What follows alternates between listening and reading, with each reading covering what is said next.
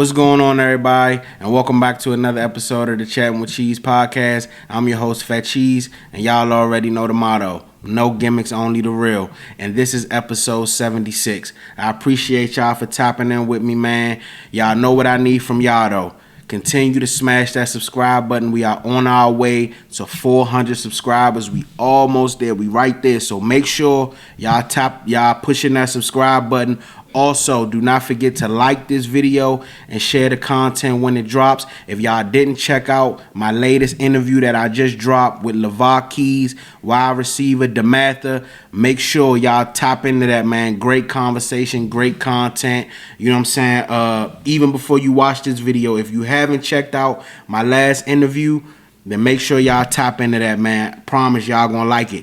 And on this week's episode, we got some great content for y'all. There's been a lot of things going on. We got to touch on that AFC and NFC championship game. The Super Bowl is now set, so we gonna dive into that. We also gonna talk about Bill Belichick not being a first ballot Hall of Famer. We gotta touch on that. So sit back, relax, and let's go ahead and jump right into it, man. So first, we're gonna kick it off with the Patriots defeat the Denver Broncos and are headed to the Super Bowl. The Super Bowl is now set. You have the New England Patriots going against the Seattle Seahawks, a rematch of the 2014 Super Bowl. And if y'all remember that Super Bowl with the Malcolm Butler interception at the 1-yard line, Seahawks not running it with Marshawn Lynch, I'm expecting the same type of game this time around. I think we in for a treat. So let's go ahead and jump right into it. So drakemaye outplayed the Broncos in snowy conditions and led the Patriots to a 10-7 win over Denver in the AFC Championship. Maye scored New England's only touchdown on a 6-yard run and finished with 86 passing yards and 65 rushing yards. He sealed the game late with another key run on third down. This sends the Patriots to their 12th Super Bowl and its head coach Mike Vrabel's first year leading the team. The defense came up big too. Christian Gonzalez picked off Jarrett Stidham with just over 2 minutes left to lock up the win. After going 4-13 last season, New England became one of the few teams in NFL history to win a conference title while scoring 10 points or less. Vrabel, who won 3 Super Bowls as a player with the Patriots, could now become the first person ever to win a Super Bowl with the same team as both a player and a head coach. On the Denver side, Sean Payton blamed himself, saying he regretted going forward on 4th down instead of taking an easy field goal early in the game. So my thoughts on this, I told y'all, and I'm sorry, y'all, if my voice is a little, cracking or whatever. I have been under the weather. As y'all see, I got my ginger tea right here beside me. I've been under the weather. I'm slowly getting myself back together. But, if my voice is a little not normal in this episode, I apologize. But we going to get through it. But I told y'all, man. I put up a post on my Instagram a couple days ago that I said back in November, I felt as though the Patriots will come out of the NFC and head to Super Bowl 60. And I felt confident with that prediction because at the time, the Patriots looked like the team that had been most consistent in the AFC to that point. And a lot of people wanted to say, well, they had an easy schedule. They wasn't really playing nobody. But at the end of the day, you play who's in front of you. And if you get hot at the right time, you see what can happen. This Patriots team got hot at the right time. drakemaye had a phenomenal season. I believe drakemaye is the front runner for the MVP. I thought it was between him and Matthew Stafford. Matthew Stafford kind of had some bad games towards the end of the season, and drakemaye continue his play, his high-level play, and I believe he's going to be the front runner for the MVP. But the Patriots, they just were consistent. I think Mike Vrabel, and I'm sorry, for some reason when I say his name, it's like I gotta say it a couple times because it's like a tongue twister. But Mike Vrabel had this team prepared all season. This team, after struggling last year, this team looked well prepared. I said earlier in the season that I like the additions that they made in the offseason, and you just seen it throughout the season. But I think the most important part, and what I've noticed, and I've been a football fan for my entire life, and it still amazes me how I always knew the term defense win championships. I always knew that. But it still kind of amazed me that you know, you don't have to. If you look at this New England team, it's kind of like by committee on the offense and defensive side. Like on the offensive side, you know, the offense hasn't been that good in the playoffs, but at key moments, you find different guys that can come through and make plays. Like some days you may have Stephon Diggs, some days you might have Keyshawn Boutte. You know, some days you might have Stevenson in the backfield. You know, he gave you 71 yards against the Broncos. Mac Hollins just coming back off injury against the Broncos in the AFC Championship game, a huge game. He gave you 51 yards. You know what I'm saying? Hunter Henry has been a key throughout the season, and you know they can just they did it by committee, and I think that was just so important. But the defense played well when they needed to play well. When they needed to play well. Against the Los Angeles Chargers in the wild card round, the defense stepped up and played well. Against the Texans in the second round, the defense stepped up and played well. The offense didn't look that good. We know how stifling that Texans defense has been all year. They were the same way in the divisional round. That Patriots defense made plays when they needed to. Keyshawn Boutte came up with a huge touchdown in the second half that kind of sealed that game for them. But it has just been by committee for them all year, and guys have just stepped up and they found a way to just be consistent. And you seen it in that Denver game. I mean, once the conditions got bad, they were able to run the ball, keep the ball on the ground. Stevenson gave you, you know, good runs, but also drakemaye was able to use his athleticism and, you know, carry them to a victory. But that defense was stifling from jump. They did not allow Jarrett Stidham to come out there and get comfortable. They smelled blood in the water, and I knew it was going to be tough for Denver to come out there and, you know, going out there with a backup quarterback in the biggest game is tough alone. But when you have to go up against a defense like that, that's not going to allow your quarterback to get comfortable, I think that the Patriots did a hell of a job. All year they've had guys step up on the defensive side. You have guys like Milton Williams, who was just in the Super Bowl last year. They picked him up this past offseason. He stepped up in big moments. Guys like Clavion Chason, you know what I'm saying, who was drafted. Some people would have called him a bust. He was a first-round draft pick a couple of years ago, I believe, by the Jacksonville Jaguars. He's been huge for them all year. It's just been a collective effort, man. Guys like Harold Landry, Carlton Davis was huge for them against the Texans. And then, you know, Christian Gonzalez, who had a big interception this week to seal the game for them. You know, last week to seal the game for them. You know, it's just been like that, man. And I just wanted to give a shout out to them, man. The Patriots, they did what they were supposed to do. A lot of people wanted to keep coming at them about their schedule, easy schedule this. At the end of the day, bro, you play who's in front of you. They don't make the schedule.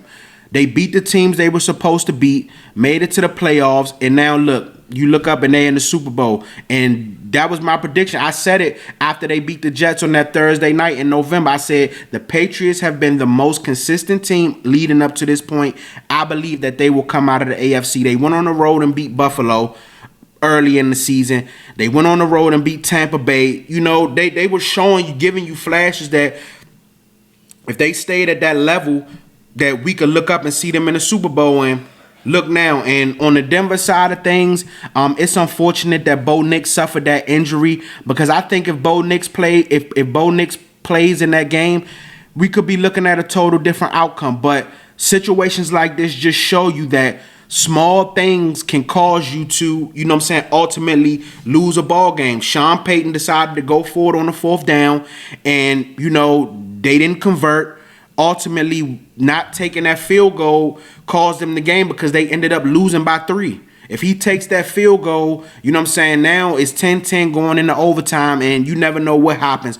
But I kind of understand and can't be mad at him, because, you know, hindsight is 20/20. Because a lot of people wouldn't have complained if he converted the fourth down. You feel what I'm saying? So I just think it's easy to say to be negative about things when it don't work. But I just think, you know, going out there with a backup quarterback is already hard enough. That defense. The defense did what they were supposed to do. They held the Patriots to 10 points. I mean, I don't think there's more you could ask for from a defense. It's just, you know, they couldn't get nothing going on offense with your backup quarterback. As much pressure as the Patriots was putting on Jarrett Stidham, it was just a rough go. So unfortunately, this is going to be a what if season for the Denver Broncos. You know, if Bo Nix didn't get hurt, we possibly could be looking at them in the Super Bowl going up against Seattle. But unfortunately, this is how things turned out for them. But I'm glad for me because my prediction came up being right when I said I felt as though the Patriots would come out of the AFC and, you know, ultimately head to the Super Bowl. And I think we in for a good game, man. I'm probably going to give my prediction at the end of this episode. I've been going back and forth with it because I really like this Patriots team, man. I really like that defense. I like what drakemaye has done all year, even though he hasn't performed to a good level in these playoffs. Like, we just got to keep it 100. drakemaye hasn't really had a wow game in this playoffs. I think the defense have carried them a lot. You know, he made some decent runs against Denver, but it wasn't really nothing too amazing. You feel what I'm saying? So I'm gonna give my prediction at the end of the episode. I ain't gonna dive too much into it, but like, I just wanted to hop on the fact that I did say that the Patriots would come out of the AFC, and now we here. So let's move on to the next topic. We're gonna move on to the NFC side of things. The Seattle Seahawks defeated the Los Angeles Rams, and they will be headed to the Super Bowl. So the Seattle Seahawks are headed back to the Super Bowl after beating the Los Angeles Rams 31-27 in the NFC Championship game. Seattle will face the New England Patriots in Super Bowl 60, their first Super Bowl appearance since 2014, which was also against New England. Seattle led 17-13 at halftime. Then the game turned into a shootout. A muffed punt by the Rams gave the Seahawks great field position, and Sam Darnold made them pay right away with a touchdown pass to Jake Bobo to push the lead to 24-13. The Rams answered fast. Matthew Stafford led a quick scoring drive and hit Devontae Adams for a touchdown to cut the lead to 24-20. Seattle responded again when Cooper Kupp scored to make it 31-20, but the Rams wouldn't go away. Stafford connected with Puka Nacua for a deep touchdown, bringing the score to 31-27 late in the third quarter after a Rick Woolen unsportsmanlike conduct penalty kept the Rams on the field. The Rams had one last big chance late in the game, driving deep into Seattle territory, but on fourth down, Seahawks cornerback Devin Witherspoon broke up a pass in the end zone to seal the win. Sam Darnold threw for 346 yards and 3 touchdowns, while Stafford had 374 yards and 3 scores of his own. Jackson Smith-Njigba and Puka Nacua both had huge games, but Seattle's defense made the final stop to punch their ticket to Super Bowl 60. Sam Darnold looked as good as he ever has, even though he was limited in practice all week with the oblique injury. He protected the football for the third straight game, stayed aggressive, and didn't force bad throws. Donald was especially effective pushing the ball down the field. So first, before I dive into anything else, I want to give a shout out to Sam Darnold, man. For Sam Darnold to come from what he's come from, being a first-round pick by the Jets, things not working out there, being shipped off to multiple different teams, spending some time in Carolina, spending some time in San Francisco, and many other stops, playing as well as he played in Minnesota last year, and them basically not having no faith in allowing him to land in Seattle, and for Seattle to take this chance on him, pay him the big contract, and now we look up and Sam Darnold is in the Super Bowl. If somebody would have told you at the beginning of the year we would have a Sam Darnold drakemaye Super Bowl, a bunch of people probably would have laughed at that. But I want to give a shout out to Sam Darnold, man. Sam Darnold has played phenomenal this year. And in these 2 playoff games, for him to go out there in the biggest games of his career, where a lot of people, no matter how he played in the regular season, people are still sitting back saying, you know what, we waiting for the Sam Darnold. We waiting for the real Sam Darnold to show up. We know eventually he's going to show up. And for Sam Darnold to go out there in the biggest game of his career and play the way he played, 346 yards, 3 touchdowns, and no turnovers, Sam Darnold played amazing, man, and he deserves his flowers. Seriously, like, And the Rams wouldn't go away. The Rams would not go away. But that drive right before half and that touchdown to Jackson Smith-Njigba, that was a hell of a drive, and that right there showed you that Sam Darnold was there to play, even at the beginning of the game. That deep bomb to what's my guy? That deep bomb to Raheem Shaheed. You know what I'm saying? I think that allowed him to get comfortable, and you just seen it, like stepping into all his throws, going deep downfield, you know, and Jackson Smith-Njigba, that's a bad boy. Jackson Smith-Njigba had a bounce back game. He didn't perform too well against the 49ers, but for him to turn around and go for, after having 3 receptions for 19 yards and a touchdown in the divisional round, to turn around and go for 10 receptions, 153 yards and a touchdown. You know what I'm saying? That's amazing. Jackson Smith-Njigba has been the best wide receiver in football all year, and he showed you on Sunday again why he's been that. But you could just see it, man. Sam Darnold felt comfortable. You know, he didn't look rattled. Anytime the game got close, he didn't look rattle. He stayed poised, trusted his guys, and was making all the throws, man. You got to give a shout out to Sam Darnold. And I know Minnesota Viking fans and players are sick to their stomach right now because you had that in your building last year. And this is what happens when, you know what I'm saying, you think that, well, we could put anybody in this system and they can. No, bro. Sometimes the proof is in the pudding. Sam Darnold was in your building last year. You allow him to walk. Now he's headed to the Super Bowl, and you got to figure out what's going to be your quarterback plans moving forward, because J.J. McCarthy did not look like he worked out this year. It's rumblings about Aaron Rodgers, and you got to watch the guy that you just had in your building last year head to the Super Bowl. You know, that got to be a real sickening feeling up in Minnesota. But I got to give Sam Darnold his love, man. Sam Darnold played phenomenal, bro. And honestly, even me, you know, I'm going to keep it all the way 100. Like, even me, I'm still is like sitting back watching Sam Darnold like, bro, like this, like, just waiting for him to show up. But I think the old him to show up. But I think this right here is a huge focal point to show people that, man, these systems and these coaches matter, bro. And I think the best thing that could have happened for Sam Darnold is when he went to the 49ers and was able to be under Kyle Shanahan for a little bit, get his mental together, and I think he's just flourished ever since that. But, you know, I think Sam Darnold, I think all the doubters and all the questions that everybody had about Sam Darnold, I think they out the window now, man. Sam Darnold has shown he's a top quarterback in this league. He's proven it. And if he goes out here and wins a Super Bowl, hey, man, it ain't nothing nobody else going to be able to say. If somebody would have told you out of that whole draft class, what draft class was that? I don't remember. Was it 2018? Might have been 2018. I could have got my dates wrong. Somebody fact check me on that. But I know it was Sam Darnold, Baker Mayfield, Josh Allen, Lamar. If somebody would have told you Sam Darnold would be the first quarterback out of that whole draft class to make a Super Bowl, man, somebody probably would have laughed at you. But here we are today. This is why I tell people, man, systems matter. Systems matter. And shout out to head coach McDonald, too. You know, leaving from Baltimore. A lot of people really not knowing what they'll get, and now 2 years later, he's in the Super Bowl. And also, I said it on my TikTok. I'm going to say it on the pod. Y'all, to all my Cowboy fans, because I'm a Cowboy fan, but to all my Cowboy fans, y'all, the ones that gave DeMarcus Lawrence a hard time when he had that press interview, when he signed to the Seahawks at the beginning of the season and said that he loved Dallas. Dallas would always be his home, but he knew he would never win a Super Bowl there.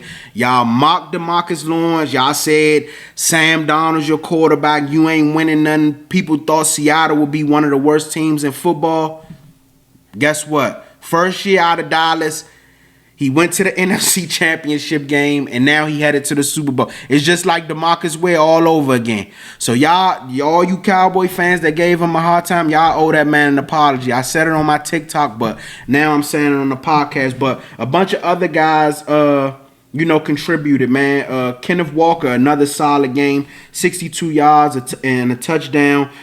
Rashid Shaheed, 51 yards. He caught that bomb at the beginning of the game. I think that opened everything up, for Sam Darnold, made him feel comfortable.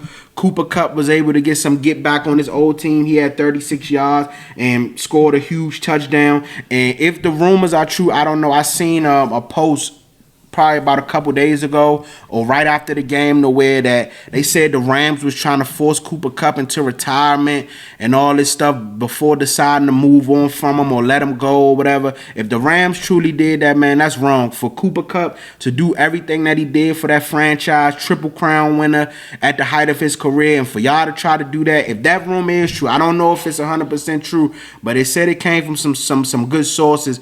That was wrong in Seattle, and I'm glad that Cooper Kupp was able to get his get back, and he got a chance to go and get his second Super Bowl, man. So shout out to Cooper Kupp. Jake Bobo got in on the action, scoring a 17-yard touchdown after that muff punt. After that muff punt by the Rams, but hey, man, Seattle look good, man. I'm like I told you, I'm gonna give my prediction at the end of the episode, but Seattle look good, and on the Rams side of things, I think that muff punt kind of for me was the biggest turning point. If that muff punt doesn't happen, then I think the Rams have a better shot at winning that game.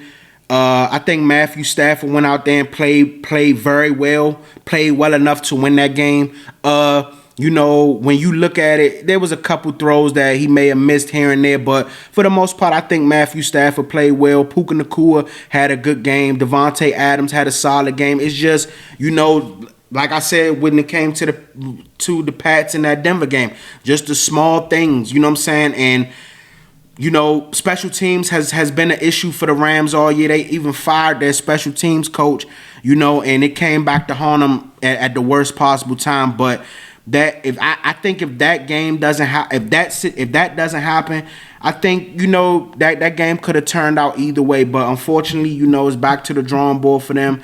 I believe Matthew Stafford will be back next year, and I think the Rams will still be solid. I think we'll see them back in the playoffs next year, but it's just unfortunate. This is the game that I was most looking forward to this whole weekend, and it ended up turning out to be what I thought it was going to be, a slugfest, both teams giving it their best, and Seattle ultimately came out on top. And for them referees that ref that game, not to take nothing from the Rams, but that Tariq, I didn't like that unsportsmanlike conduct on Tariq Woolen, man. At the end of the day, it's a playoff game. It's intense. Guys talking back and forth. Let the boys play, man. If he talking a little trash to the sideline, I don't feel like that was something that should have garnered a penalty that allowed the Rams to stay on the field. And then they scored a touchdown, and that had the game right back, close. That could have literally cost Seattle the game. You know what I'm saying? I just didn't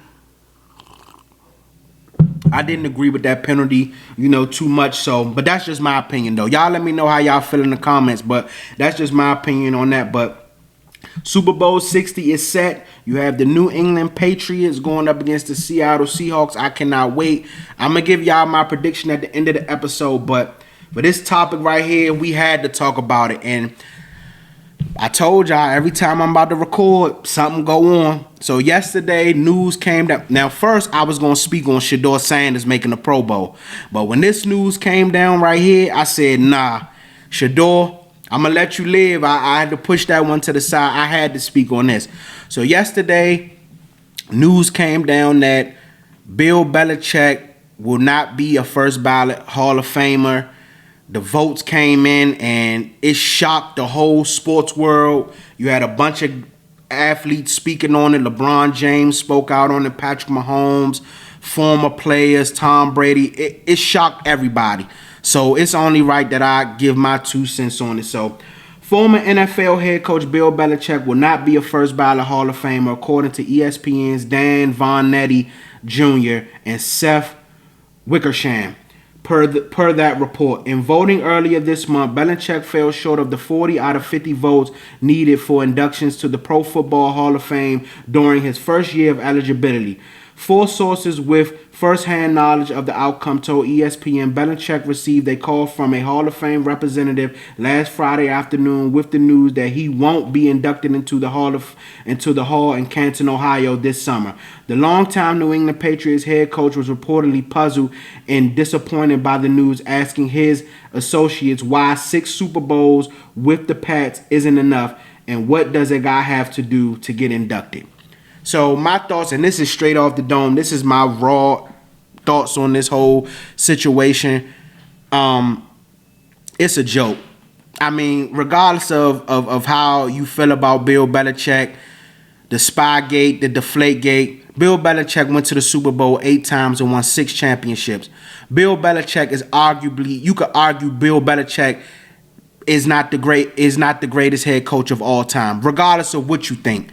For Bill Belichick to not be a first ballot Hall of Famer, it's like that doesn't even make sense. Like that, if somebody told you that don't even sound real. It's like Bill Belichick, like it's like that don't even make sense that Bill Belichick would not be a first ballot Hall of Famer. I don't understand. Like this was personal. This was personal. It's like, if Bill Belichick is not a first ballot Hall of Famer, show me a first ballot, a coach that deserved to be first ballot Hall of Famer over Bill Belichick. And then the crazy part about all this is, Bill Belichick is not going to be a first ballot Hall of Famer, but then you're going to turn around and induct Tom Brady as a first ballot Hall of Famer. That's going to be a complete. If you're going to hold Deflategate and Spygate against Bill Belichick, you have no choice but to hold it against Tom Brady. You have no choice. So if Tom Brady ends up being a first ballot Hall of Famer, but not Bill Belichick, how is that going to look? It's a joke, man. It's a joke. I just don't understand. And honestly, It makes the Hall of Fame lose credibility. I'm just gonna call it what it is. It makes the Hall of Fame lose credibility, and this is why Terrell Owens carried it the way he carried it. You know what I'm saying? It took Terrell Owens. How was Terrell Owens not a first ballot Hall of Fame? You know, it's just so many things. Like I just don't understand. It's just puzzling, and I don't even know. You know what I'm saying? It's just like he said, what is he supposed to do? 6-time Super Bowl champion, been to the Super Bowl 8 times, one of the greatest dynasties to have ever been formed. You know what I'm saying? Like, how is this man not a first ballot Hall of Famer? Like, it doesn't make any sense whatsoever. If you got your personal emotions about him, okay, that's one thing. But come on, man. Now, like I said, I just want to see what's going to happen when it's time for Tom Brady to be inducted, because there's no way, if Bill Belichick is not a first ballot Hall of Famer because Deflategate and Spygate, then there's no way Tom Brady, how could Tom Brady be first ballot? How? You know what I'm saying? It's just crazy, man. I don't understand. I don't get it. And I know, you know, some people, they have their personal feelings and their personal emotions, but at the end of the day, sometimes certain things got to be pushed to the side, bro. They just have to. Bill Belichick is a first ballot Hall of Famer. That's something that shouldn't even have to be said. That's something that shouldn't even have to be said. You know what I'm saying? But here we are today. It's unfortunate, but back to what I said with the T.O. situation, like, T.O. never had any problems off the field. Yes, did he have some things on the sideline and all that? But T.O. should have been inducted first ballot. He wasn't inducted first ballot, you know? And then it's like people looked at him crazy when he didn't show up. He did his own little private ceremony, you know? But now you see, it's coming to the light. Like, it's ridiculous. If Bill Belichick is not a first ballot Hall of Fame coach, then who is? Then who is? Just let me know. I just don't understand it, man. It's ridiculous. When I seen this yesterday, I said, wow, I didn't even believe it. I thought it was fake. I thought it was fake, honestly. But I just don't understand. If I'm Bill Belichick, I know Bill Belichick is probably shocked. He's probably disappointed, you know. And I mean, some people, if you upset about the Spygate and the Deflategate, everybody has a right to be upset about whatever they want to be upset about. But there's no way. This man has won 6 Super Bowls, been to 8. There's no way that anybody could look at you with a straight face and say that this man is not a first-time Hall of Famer. Even people that know what went on with that still saying he deserved to be a first ballot Hall of Famer. Like, are we serious?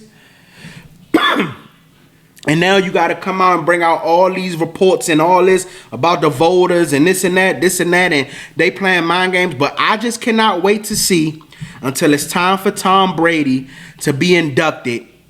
I just can't wait to see how this go, because there's no way you can have Tom Brady be a first ballot Hall of Famer, but not Bill Belichick. I just want to see. I just can't wait to see it. But I want y'all to leave y'all comments below. Let me know what y'all think. Did they do right by not letting Bill be a first ballot Hall of Famer, or was it egregious? I know what a lot of people gonna say, because I've been seeing it. I've been reading the headlines. You know what I'm saying? But this is crazy. I had to speak on this one. This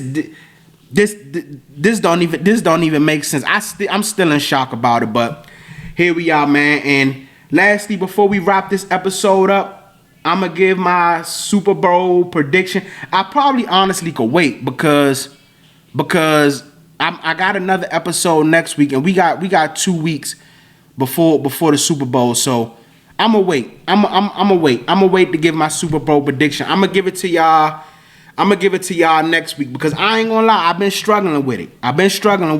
But I just wanted to talk about both the games, give y'all my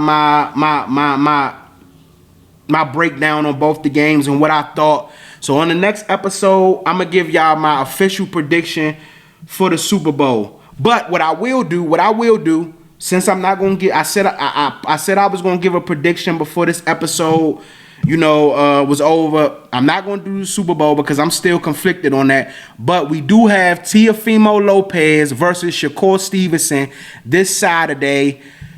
A big matchup. I think 140 pounds. And my prediction for that, I'm going Shakur Stevenson by decision. Shakur Stevenson. I think Shakur Stevenson is going to go in there. A lot of people down Shakur. They saying that Shakur don't have the power. This is going to be the biggest stage for Shakur, his biggest opponent. I think Shakur is ready for the moment. I think Shakur got the right people in his ear. I think Shakur has the right defensive tactics. I think Shakur can go in there and put on a defensive masterclass, and if he can withstand T.O.'s power, I think Shakur goes in there and picks him apart, and I'm taking Shakur by decision. So since I didn't give y'all my Super Bowl prediction like I promised, I gave y'all my predictions for the fight this weekend for all my boxing fans. I got Shakur Stevenson by decision. I think we in for a hell of a fight this weekend, and I'm going to go ahead and wrap the episode up like that. But I promise y'all, the next joint, I got y'all with my Super Bowl prediction, man. So I'm going to go ahead and wrap this episode up, man. Episode 76. I appreciate y'all for topping in with me each and every week. Like I said, if y'all did not tune into my LeVar Keys interview, make sure y'all tune into that. Leave a comment. Let me know what y'all think. Also, do not forget to smash that subscribe button. We are on our way to 400 subscribers. We almost there. Also, like the video when it drops. Share the content, man. I appreciate y'all. I'll see y'all next time.